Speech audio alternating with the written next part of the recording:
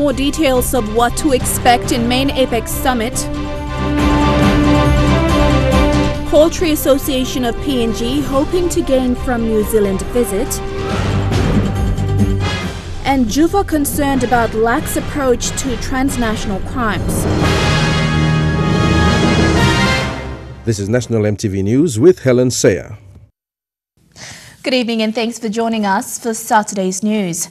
The Papua New Guinea government is planning on asking the Australian government to use 2 airports in Australia as parking venues for planes that will be transporting world leaders for the APEC summit in November. PNG APEC Coordination Authority's Director General Sir Charles Lepani said this is because there will be more planes arriving in the country during the week of the Leaders Summit. These include planes from the US Air Force, the Russian military and the Indonesian Army. The APEC summit is almost 6 months away. Based on planning conducted by the APEC authority, it is estimated that over 15,000 delegates will be arriving in Papua New Guinea for the leaders' meeting. It is also estimated that over 2,000 planes will be bringing in those delegates. Thus, it is the responsibility of the APEC authority to ensure that there is enough space to park these aircrafts.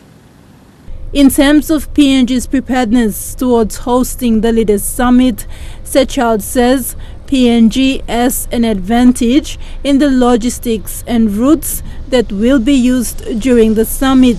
He explains that the routes from the airport to the accommodation sites, the APEC House and the International Convention Center are quite direct and will not affect the movement of Port Moresby residents. Road network, as we call the APEC precinct, the blue section there, arrivals at the airport, going to Waigani hotels for accommodation and meeting venues, and leading up to town, the APEC House, and also hotels in town. That is pretty simple and straightforward route that delegates can take, and going on through leaders' meetings, arriving in airport, delivering them at the hotels, and going to APEC House for their meeting. Security of world leaders remains the biggest concern for the PNG government. Sechard says though there is assistance from Australia, Indonesia, New Zealand and the US, Papua New Guinea will lead the security operations. Thakla Gunga, National EMTV News. Lae, Tabubil and Kavieng have been announced as potential venues delegates will be visiting during the minor meetings leading up to the 2nd and 3rd senior officials meeting. PNG APEC Authority Director General Sir Charles Lepani said the 3 different venues will give APEC delegates an insight into the different economic sectors in PNG. Close to 1,000 APEC delegates who will be attending the 2nd senior officials meeting in May are expected to visit Lae City. The visit will give them an understanding of the challenges and the strengths small to medium entrepreneurs and manufacturers face in conducting their businesses. So you have a couple of ministerials that will come in May.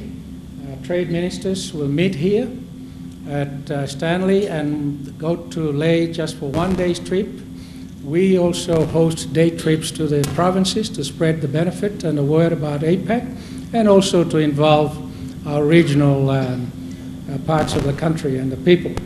The APEC delegates who will attend the Resources Ministers meeting will take a 1-day trip to Tabubil in the Western Province to visit the Oktedi gold mine, while those attending the Tourism Ministers meeting will fly to Kavieng to visit some of the tourism sites in the New Island province. The tourism ministers day trip to Kavieng, and also the 3 other ministerials, ministers responsible for resource development, they will go to Tabubil for the day trip, and also finance and finance ministers and foreign ministers will finish the ministerials before the leaders meet.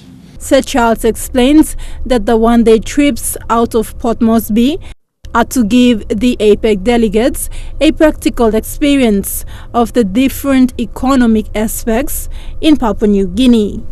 Tekla Gunga, National EMTV News. One of the key points discussed in the state visit to New Zealand are opportunities for direct flights to Port Moresby. National Planning Minister Richard Marru says this will be the economic and strengthen people-to-people and business-to-business connectivity. He says this is part of the foreign direct investment the government wants to achieve. Why couldn't we have direct flights from Auckland to Moresby and vice versa? I think the time is coming, and that the discussion needs to be had about air service agreements between our two countries. And it would be really good if we had a direct flight from New Zealand to PNG, because during the winter, I'm sure New Zealanders and their tourists could also come for holidays in PNG and not just in Fiji. The standard of biosecurity system used in the country has been described as poor and unreliable. Secretary of the PNG Poultry Industry Association, Dr. Keith Galgal, says this has been contributing to the low capacity of exporting poultry products out of the country. He says the planned state trip to New Zealand is one of the key agendas to bring expertise improve PNG's biosecurity system. Chicken with other part of the country, other part of the world. The Secretary of the Poultry Association says PNG has huge potential in becoming a leader in exporting poultry produce. However, the current standard of biosecurity is poor. He says this needs to improve, and the government must play its role in building this capacity. For any country to be so successful in the agriculture export, you got to have the best biosecurity standards. And as I've said in the past, in many forums, I said a diseased country will have low exports.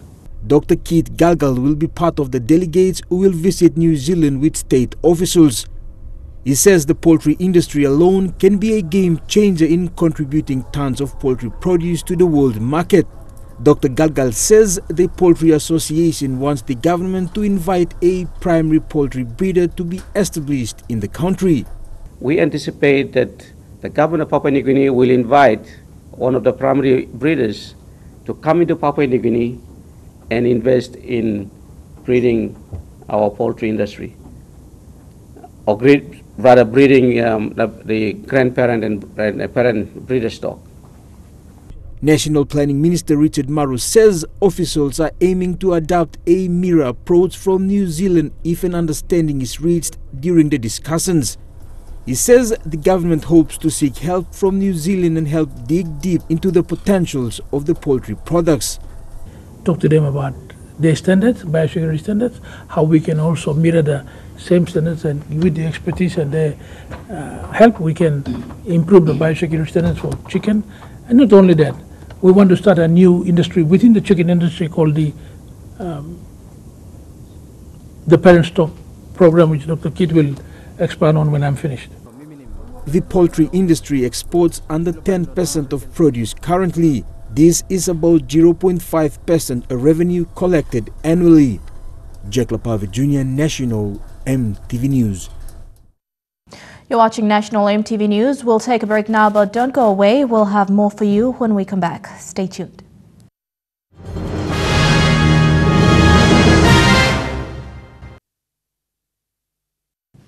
Welcome back.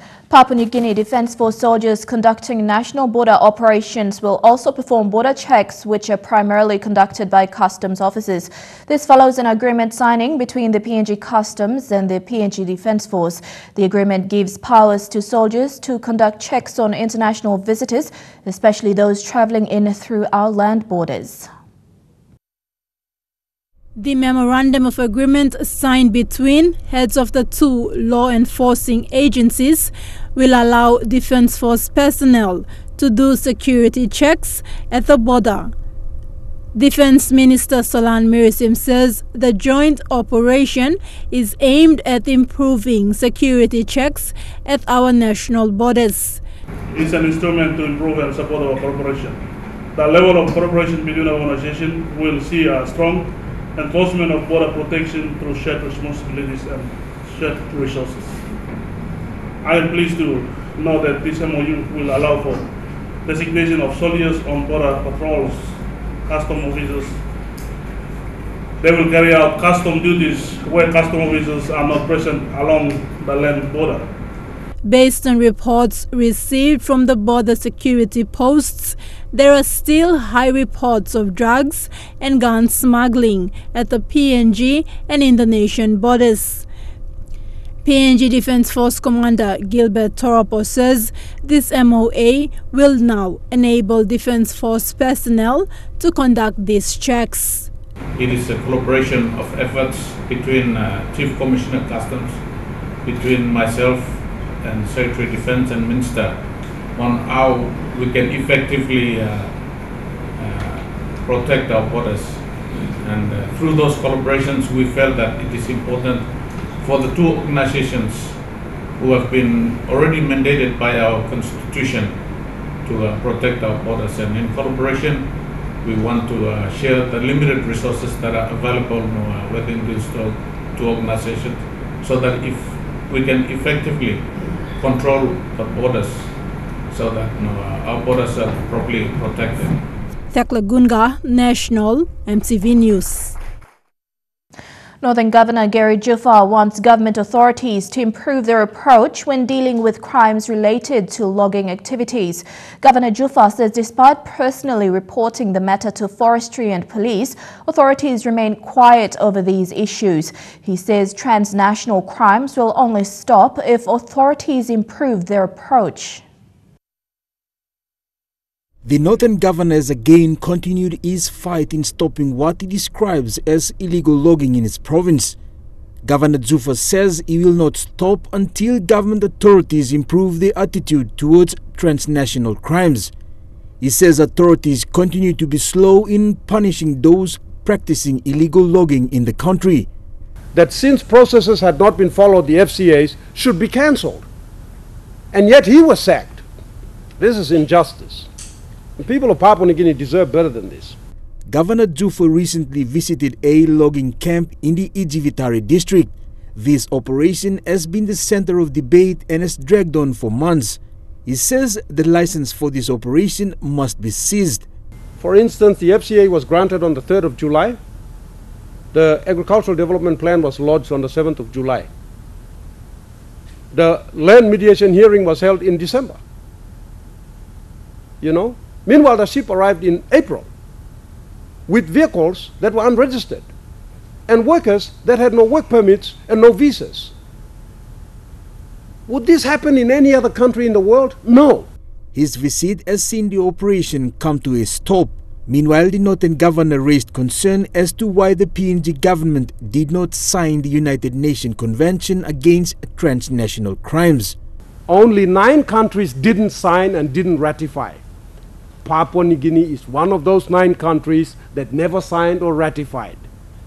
An indicator that we really don't care much for the dangers of transnational crimes, how destructive it is, how detrimental it is to our development, and what a great impediment it is to a nation rising up and moving forward. Jack Lopave Jr., National MTV News. It has been exactly 2 months on Friday since the 7.6 magnitude earthquake hit the Hela and Southern Highlands provinces on the 26th of February this year. Red Cross PNG, who has been on the ground 2 days after the earthquake, gave an exclusive update to EMTV on their continuous effort in the earthquake-stricken provinces. Red Cross PNG, through the support of International Federation of Red Cross Crescent Societies, responded to Hela and Southern Highlands provinces 2 days after the 7.6 earthquake shook PNG on the 26th of February this year. The effects of the tremor displaced thousands of families, causing confusion and fear in lives of many Papua New Guineans in especially Hela and Southern Highlands provinces. Probably you are aware that We are the first organization. Monday morning this earthquake happened. Wednesday evening we already allocated over 700,000 skina to respond these disasters. In spite of so many difficulties up in the highlands, because triggered by the earthquake, Red Cross PNG's quick response through their Disaster Response Emergency Fund had sent a team with the government's disaster management team to assess Hela and Southern Highlands provinces. PNG Red Cross acts independently of government or any other organization. As soon as the disaster strikes, we respond. National officers went up there to discuss and plan how we best can, reach out to the people primarily to Southern Highlands and Hela provinces. Although many rural areas were inaccessible by road, Mr. Rover said Red Cross received support from Heavy Lift, a helicopter company who assisted them to aid many families in the most remote parts of Hela province. We ended up going to Benaria to do assessment. Unfortunately, our team went through the tribal fighting area, and they were held up.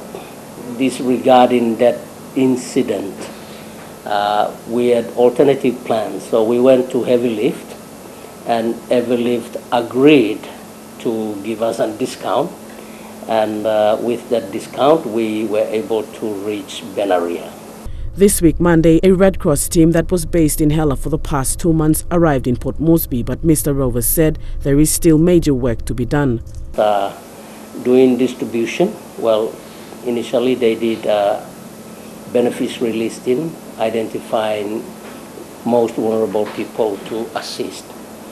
And part of our supplies for that operation were supposed to move from Medan to Mount Hagen, but there was a roadblock due to the situation in Medan that affected.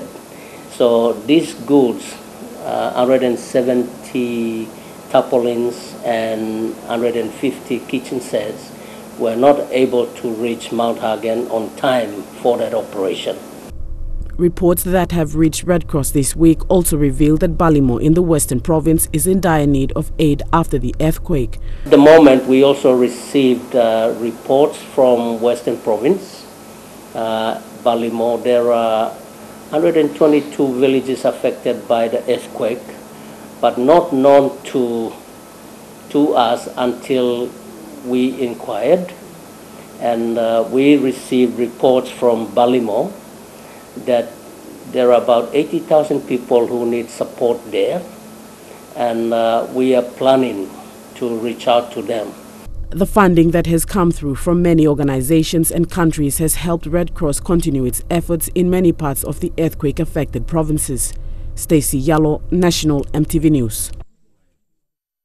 Stories making headlines overseas, and it looks like Stormy Daniels will have to wait in line for her case against the president's lawyer, who has his hands quite full. Details after the break.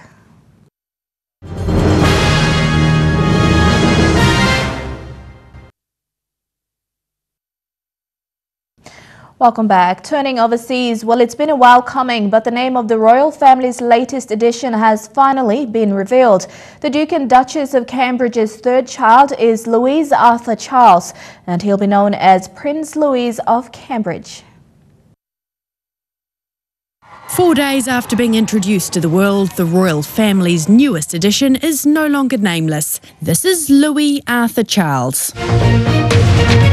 After much speculation since the birth on Monday, the royal baby has been named in the last few minutes. Like the birth, the news of the name came first on Twitter, and its name catching many by surprise. In fact, it ranks 71st on the most popular boys' name list in the UK. I don't think there'd been very much speculation about Louis. But it's steeped in royal history. It's one of Prince William's 3 middle names, and is also the name of the new prince's great-great-great-uncle, Lord Louis Mountbatten, who was murdered by the IRA in the late 70s. It's also one of the middle names of the couple's oldest son, George. It's French and German in origin. In fact, France has had 18 kings called Louis, but it appears to have got the approval from those on the streets of London today. We are French, so we kind of like it, obviously. I love the name Louis. I'm so pleased it's not going to be Arthur. The new prince's middle names also include a nod to his grandfather, Prince Charles. And with the nows of the name being made public, it appears he already has a namesake. This Bactrian camel calf at an English zoo was born on the same day as the prince and has today been named, you guessed it, Louis, which, if you're wondering, means famous in battle. And it appears he's already ticked off the famous part. Well, Stormy Daniels will have to wait for a day in court for a lawsuit against President Trump's attorney. Michael Cohen is on hold tonight for 90 days because Cohen is kind of busy.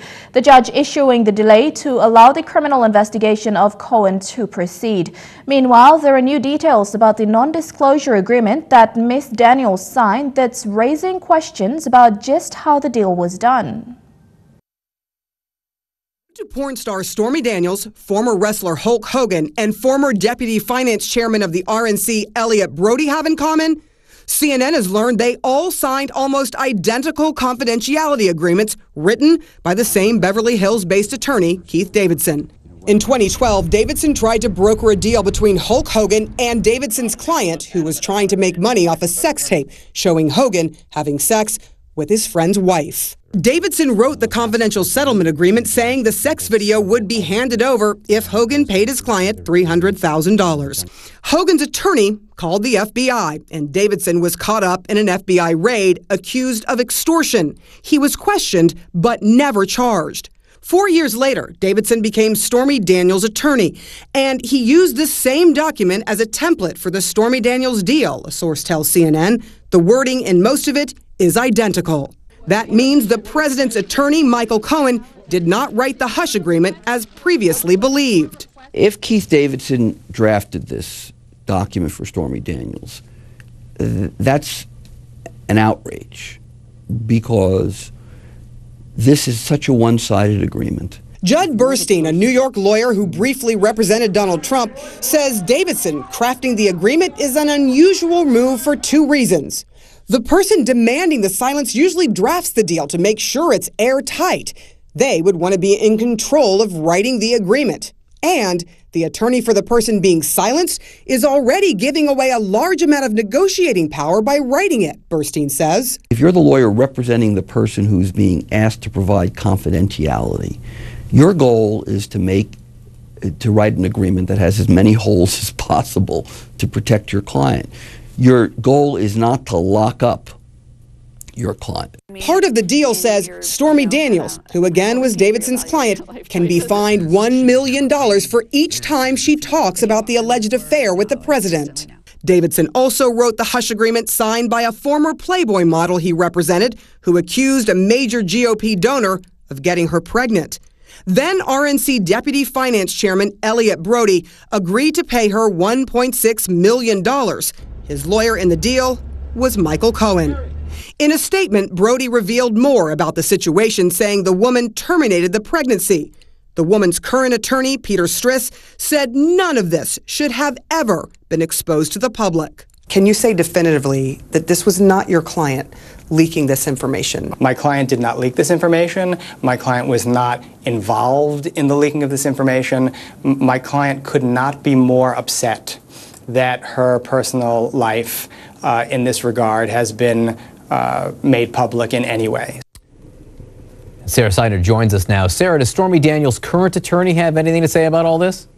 He certainly does. He saw the story and said, look, any suggestion that Michael Cohen was not actively involved in the negotiating and drafting of the NDA for Ms. Daniels is patently false. He has already admitted as much. I want to bring something else up to you, John, that's pretty important. When we looked at what the judge said when it came to that 90-day stay, he said something pretty strong in some of the language for his decision. One thing that our investigative reporter Scott Glover pointed out, and I want to read this to you. The judge said, look, whether or not an indictment is forthcoming and the court thinks it is likely based on these facts alone, he says this is not a simple criminal investigation, something we all know because it involves a personal attorney for the president.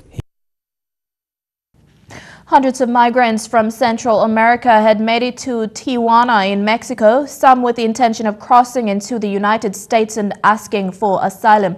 The president tweeted this week that he has told Homeland Security not to let them in. What happens now is the big question.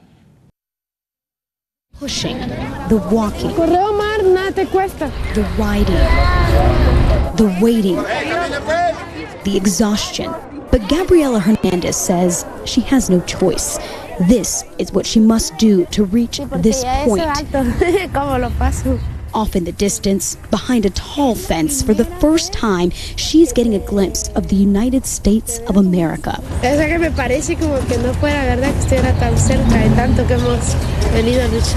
She says it just doesn't seem real that she's that close, given all that they have struggled through to get here. We met Hernandez in Puebla, Mexico. Señora, ¿de dónde eres? I'm asking her where she's from. Honduras. On live TV early in her journey with a large group of Central American migrants making their way north. She had just gotten off the bus and knowing she was part of a group that had become the latest target of President Trump. He called them dangerous. Asking if they're dangerous. No, un niño de esta edad, ¿qué si el mío más bien va con neumonía? He says a child of this age cannot be dangerous. We've tracked her journey as the pregnant mother of two boards more than half a dozen buses for road trips totaling more than 50 hours. We've watched her wipe away her own tears after realizing her children would sit on mounds of scrap metal on a freight train. With little to no money or food, she has tried to protect them in search of a better life.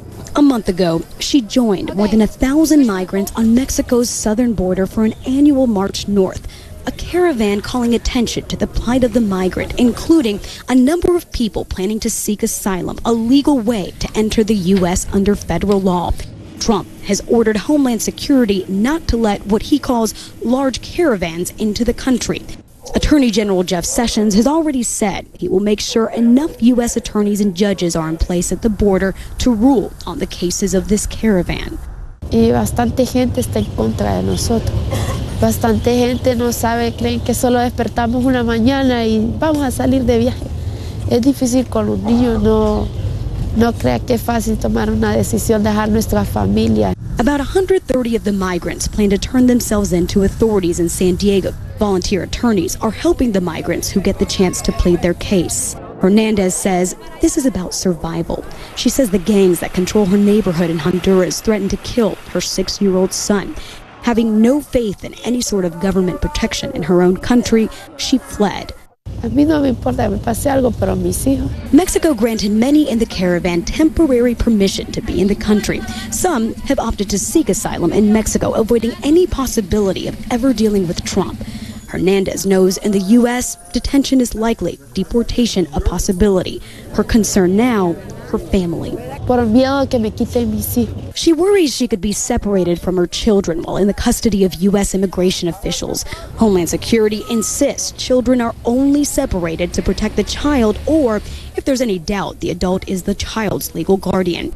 But what will happen under the watchful eye of the Trump administration as the caravan approaches the U.S. border remains unknown. Ahí sí no sé cómo voy a hacer porque no puedo volver a mi país. She says she doesn't know what she will do if she can't get in because she can't go back to her country. And yet, that uncertainty hasn't stopped them yet. Now, in a case described as stranger than fiction, an Auckland court has heard how a nanny arranged for the baby she was meant to be looking after to be kidnapped. She'd faked her own pregnancy and convinced her cousin to steal the 11-day-old baby in the dead of night. The cousin was sentenced for her actions.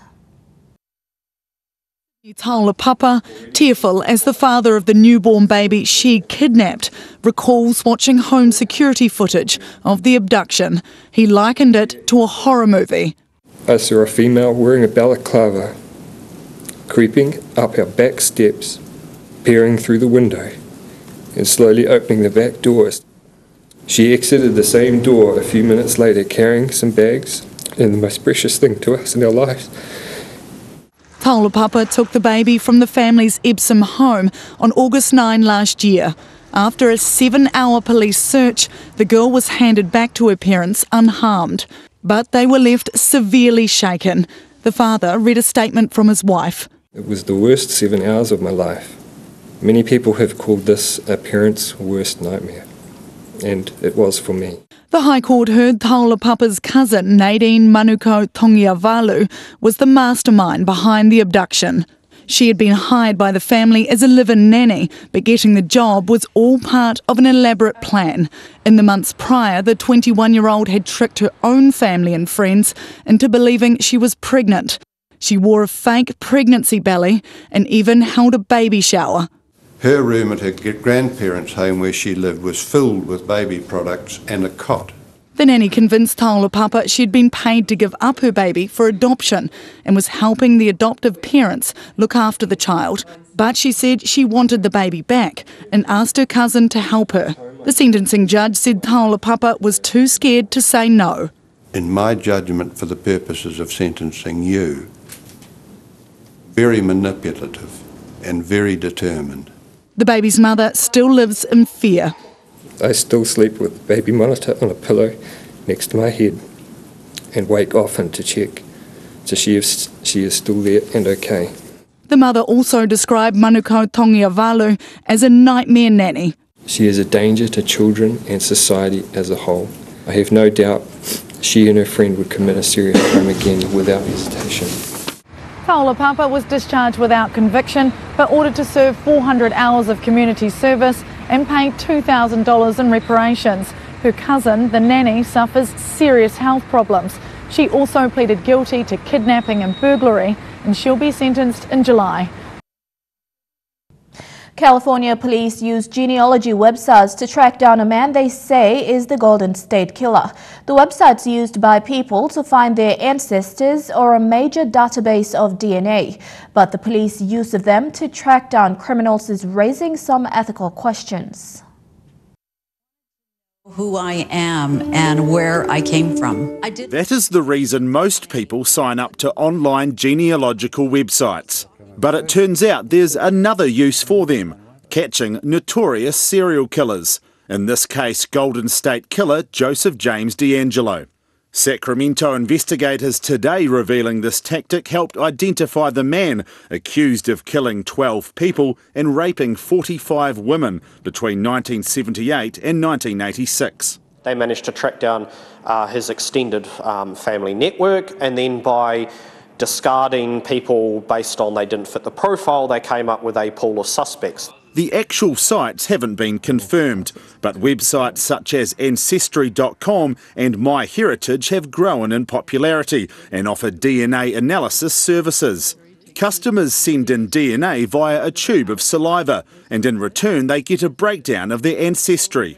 You can then search for family members and trace your family tree like a genealogical Facebook.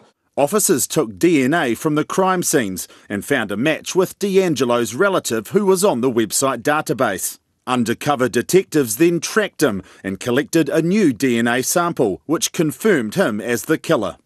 Dr. Nick Rawling from Otago University says the investigation method is an ethical and legal minefield. When you have actually handed over your DNA sample, you would not have agreed for your DNA profile to become part of what could be seen as a giant criminal DNA database. But New Zealand police insist such a case could not happen here, telling Newshub it would be against the law to use genetic information found on consumer genealogical websites in investigations. Chukai Sport is next. Don't go away.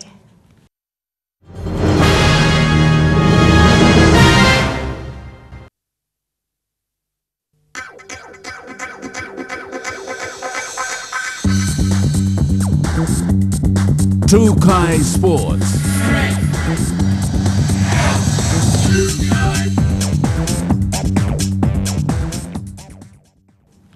Welcome to Trukai Sports. To football, the 4-day 7-a-side soccer tournament in Garahu concluded its finals playoff with the grand finalists walking away with prize money. Football Federation PNG Vice President Voni Kapinato was pleased with the support from the local association and mass participation of the youths in the community. After 4 days of intense challenge of mates against mates out on the dusty turf of Garahu Sports Field, the initial 19 teams competition saw the best of their men's and women's team contesting the grand final on a hot Friday afternoon. The turnout was just like on a Saturday after a day out at the Bicini football grounds. The men's division, Culture was the better side, proving their worth after scoring the only goal of the afternoon and hung on to win the match against Morosant, while in the women's game, DSFA came out victors over Pilasi. Garahu Football Association is one of the established soccer association affiliated under Football Federation of PNG and participates in FFPNG sanctioned events. The purpose of this tournament now is purposely to select a women's team and a men's team, and both we also have emphasis on youths, under 17, both boys and girls. So that's the purpose of this tournament. Yeah. Through its concept of reviving soccer in the suburban communities, FFPNG Vice President Voni Kapinato said the tournament was a success and appealed to parents and youths to get involved and support the growth of football in their community. To me, I'm very impressed, honestly. Every people are talking about Garahu's not safe, Garahu's not safe. This is a venue without a fence. It's just amazing to see that they're behaving, they're very supportive, and seeing a lot of mothers and fathers and children are here supporting their teams. This is really, really exciting to me, and it makes me sit here whole day today to witness the finals.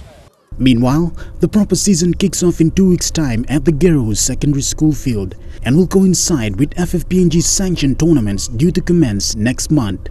We have a lot of job to do. Mosby is a big city. There's a lot of players, a lot of raw talent that never been exposed. I think with this will be good for our football federation, and it's good for the country, and hopefully one day football will come together and all these talent players will expose into different division in their age group. Shane Saroya, National EMTV Sports. Still on football, the NCD Football Association is gearing up to host another 7-a-side tournament that will commence next weekend. Tournament boss and Football Federation PNG Vice President Voni Kapinato said a final executive meeting will be held tomorrow at the Rita Flynn Sports Complex to finalize draws. Association will be starting next week. It's a 7th tournament, NCD Football Association. It will be staged at John Guy Stadium.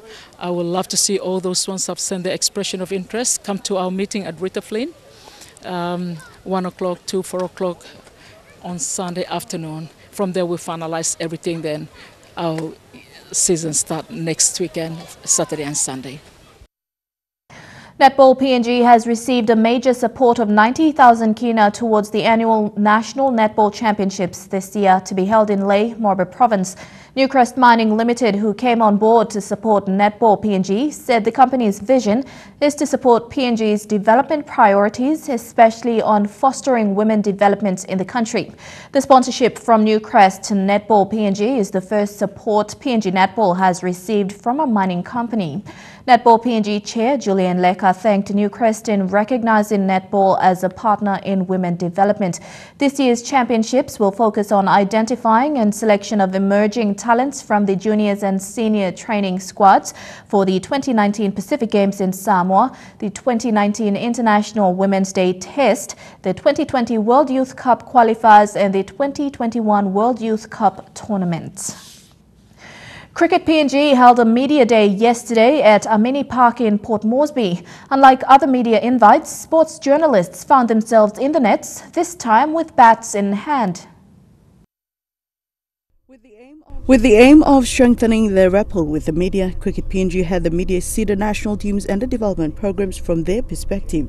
The journalists were also given time in the nets. With both national teams gearing up for international events in coming months, yesterday's meet gave journalists a venue to discuss ways Cricket PNG can supply tailor-made information for the different mediums. Even a short presentation for cricket reporting beginners was done to help reporters better their storylines. This was because Cricket PNG recognized the need for more understanding of this sport. Meanwhile, Cricket PNG's talent identification program is now underway as they have already done scouting in Lae and Alotau. The next destination is Kimbe, and the new lot that comes through this program will be put into a train-on squad as the selection process for the 2020 Under-19 Cricket World Cup begins. Dinarose Raiko, National, EMTV Sports. To snooker, the 2018 PNG Women's Snooker title starts on the 21st May and ends on the 26th. Tournament director Joseph Chan is anticipating at least between 32 and 48 ladies headed by defending champion Hane Vaeke and 11-time winner Gewa John. The 6-day event will be held at the usual venues, Aviat Club, Laguna and Lamana Hotel. PNG BSA Acting President John Chan said interested Port Moresby-based players are welcome to nominate, but they must be affiliated with POM BSA. Chan said entry fee is 150 kina for all affiliated players and encourage more junior participation. A special 75 kina nomination fee will be on offer for ladies under 18 years of age. Trukai Sports continues with some NRL and boxing action after these messages. Stay tuned.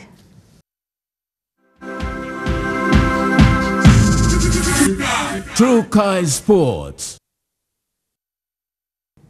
Welcome back. Well, with Isaac Luke facing a lengthy spell on the sidelines with a knee injury, the Warriors today welcome back some much-needed firepower from the injured list. Star prop James Gavitt made his return with the reserve grade side in Albany after a month off due to issues with his hamstring and ribs. The Warriors could certainly use his go forward against the Tigers next weekend. After the loss on Wednesday, we're still buzzing and we're still believing in where we're going in our process. So having a clash against those Tiger boys, especially some of them that we've played with, over the years, it'll be an exciting match. One News has learned former Titans hooker Carl Lawton is a strong chance to make his Warriors NRL debut as Isaac Luke's replacement after a strong showing in today's 2018 win over the Newtown Jets in some testing conditions. The Newcastle Knights have piled further pain on the Manly Sea Eagles, stealing victory for the second time this season with a late 18-12 win. At Brookvale Oval, it was the home side holding the lead, entering the final 20 minutes. But scores were tied when Slade Griffin scored before young Kiwi fullback Kaylin Ponga provided the match winner. Out the back, Ponga was screaming for it. They go to Ponga instead. Cut-out ball. Ponga supplies the magic pass, and it's the Ross dog. Nathan Ross scores.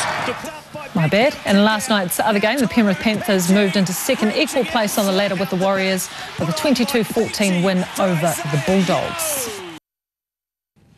Kiwi heavyweight Joseph Parker is planning on a return to the boxing ring in July or August. Kiwi heavyweight is now ranked 5th with the WBC and WBO after his loss to Anthony Joshua. He's told Samoan media this week he's keen to get back in the ring, but not against a weak opponent. We don't care who we fight, so if we're going to have them all in the top 5 and fight again at the end of the year and then fight again next year. Parker says he won't be splitting with Kevin Barry, but they will look to tweak game plans and preparation techniques. Choosing opponents isn't a problem for Kiwi UFC fighter Israel Nsonja. The full UFC height machine is behind him and some veterans don't like it. After-work drinks of the UFC variety. While Israel Adesanya gets love from the fans, fellow middleweights aren't so keen on him.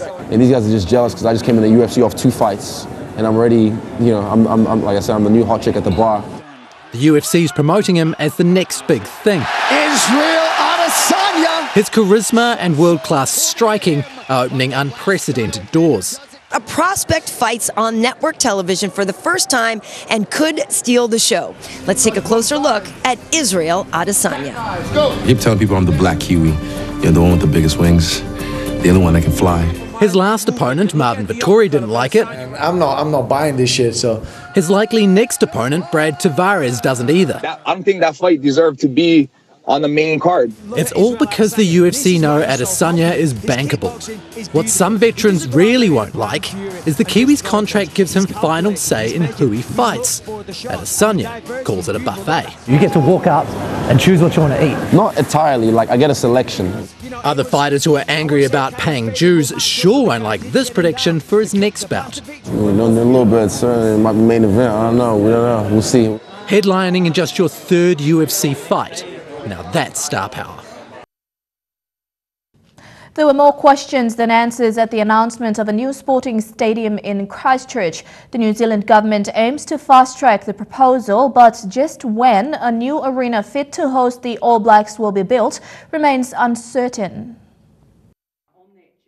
Details were scarce, but there was enough in today's announcement to encourage Crusaders Chief Executive Hamish Riak. We have to make the most of our temporary stadium in Addington for a number of years yet, but we've got some light at the end of the tunnel. We've got some hope. It's progress of sorts, with work to start on a detailed business case, but no meaningful decisions will be made till funding, design and other issues are sorted. The Minister in charge, Megan Woods, wasn't committing to anything and was flippant when quizzed on what it could look like. I think we can all imagine what most stadiums look like. They tend to be kind of round in shape, have some grass in the middle and some seats around the edges. With Dunedin now boasting the South Island's premier sporting venue, Riak was more forthcoming. A covered stadium that has one or two more amenities, perhaps some Forsyth Bar, would be just a dream outcome for us. Right now there are no timeframes and no detailed budget, just talk that the cost will be in the vicinity of $400 million. Capacity of around 30,000 will be required to get major sporting events, with the last All Blacks test in Christchurch in September 2016. Here's Coles on the charge, beautiful offload, Julian Savia scores. In the meantime, the temporary stadium will have to do, though it didn't exactly shine in last weekend's Crusaders Sunwolves game. Absolutely shocking conditions now. Thunder, lightning, hail.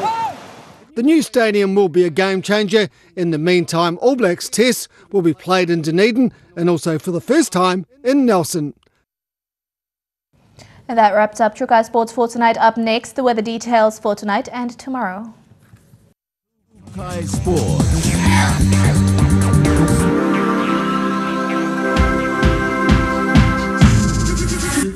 True Guy Sports. The weather details were proudly brought to you by Dulux, celebrating 50 years in PNG and the only paint made in PNG.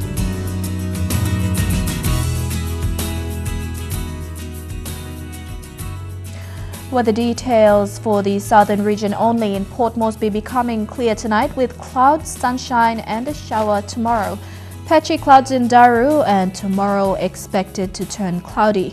In Kerama, heavy showers this evening and a couple of showers tomorrow. In Alatau, an early shower with overcast weather and a couple of showers can be expected tomorrow. An early thunderstorm in Popondetta tonight and a stray afternoon thunderstorm tomorrow.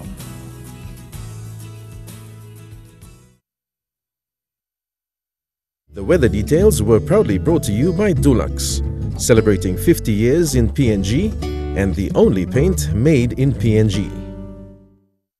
And that's been the news, sports and weather for Saturday, the 28th of April 2018. On behalf of the entire news crew, pleasant viewing and good night.